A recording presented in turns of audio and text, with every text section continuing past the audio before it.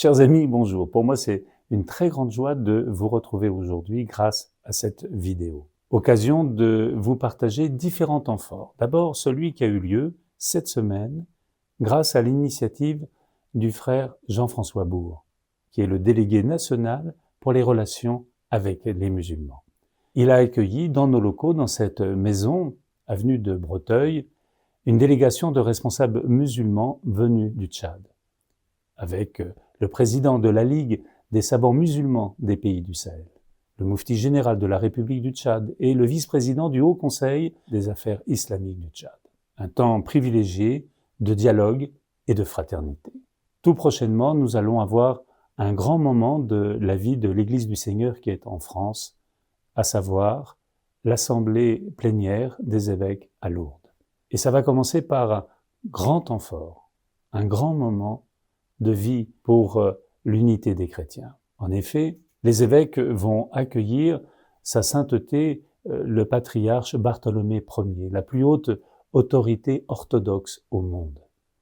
Il était déjà venu il y a 30 ans. Et là, à l'occasion du 1700e anniversaire du Concile de Nicée, du 60e anniversaire de la fin du Concile Vatican II, qui a vécu des moments très importants, c'est-à-dire la levée des excommunications de part et d'autre, et puis œuvrer grâce au patriarche Athénagoras et à saint Paul VI un grand temps de réconciliation, eh bien, sa sainteté, le patriarche Bartholomée Ier, va s'adresser à tous les évêques de France, à tous les catholiques, à tous ceux et celles qui voudront œuvrer pour avancer ensemble sur le chemin de l'unité. Un magnifique temps fort. Ensuite, il va y avoir, bien entendu, dans le cadre des travaux de cette assemblée plénière, une séquence consacrée aux personnes victimes d'abus, avec la question de l'avenir de l'INIR, car nous le savons, cette institution avait été fondée dans un contexte d'urgence, et il est important de penser la pérennisation des institutions pour accompagner les personnes victimes d'abus. Le samedi, en fin d'après-midi, il y aura plusieurs séquences par visioconférence avec des personnes en Terre Sainte qui prendront la parole pour s'adresser à l'ensemble des évêques. Nous le savons, au mois d'août dernier, Monseigneur Aveline, le cardinal président de la Conférence des évêques de France, avec les deux vice-présidents, Monseigneur Vincent Jordi et Monseigneur Benoît Bertrand, s'étaient rendus en Terre Sainte.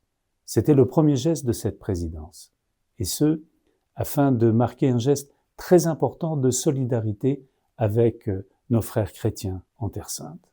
Ces différentes visioconférences permettront tout d'abord au cardinal patriarche Pizzaballa de s'adresser directement aux évêques, soulignant l'urgence de solidarité avec différentes communautés en grande difficulté en Terre Sainte. Et il y aura aussi la participation de membres du consulat général de France à Jérusalem, qui permettront également de mesurer les difficultés vécues ici ou là par telle ou telle institution, avec l'enjeu de faire en sorte que puisse être soutenue la présence de ces communautés en Terre Sainte qui nécessairement ont une incidence sur la vie de très nombreuses familles chrétiennes en Terre Sainte. Et puis le dernier jour, le dimanche, juste avant la messe qui sera retransmise par le Jour du Seigneur sur France 2, il y aura un dialogue à deux voix par Monseigneur William Chomali, qui vient tout exprès de Jérusalem pour cette séquence, et puis par le nouvel évêque ukrainien en France, qui sera présent pendant la durée des travaux de cette assemblée plénière à Lourdes au mois de novembre. Et ce sera un dialogue à deux voix sur une question essentielle. Comment, ensemble, nous pouvons être là où nous sommes, fonction de ce que nous sommes, avec nos charismes d'authentiques artisans de paix. Voilà le programme de la prochaine assemblée plénière des évêques qui se déroulera donc du 4 novembre jusqu'au 9 novembre.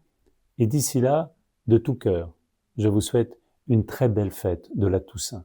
Et on rappelle que la sainteté, ça n'est pas faire des choses extraordinaires, mais faire extraordinairement bien ce à quoi on s'est engagé, pour reprendre la très belle phrase de François Varillon.